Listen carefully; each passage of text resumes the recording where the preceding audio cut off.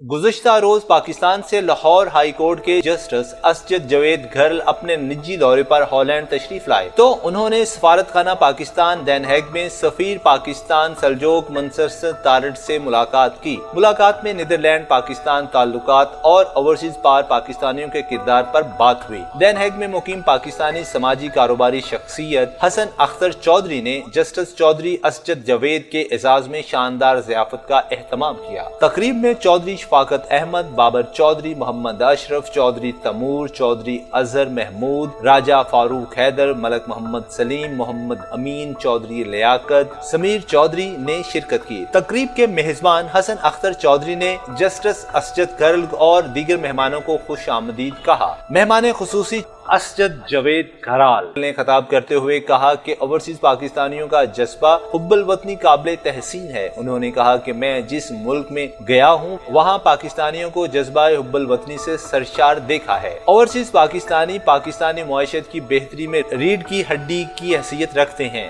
Then Hague की समाजी शख्सियत चौधरी मोहम्मद शरीफ ने मुअज़्ज़ज़ मेहमान को फूलों का गुलदस्ता पेश किया। कैमरामैन काशिफ नजीर के साथ राजा फारूक, देन हेग, हॉलैंड।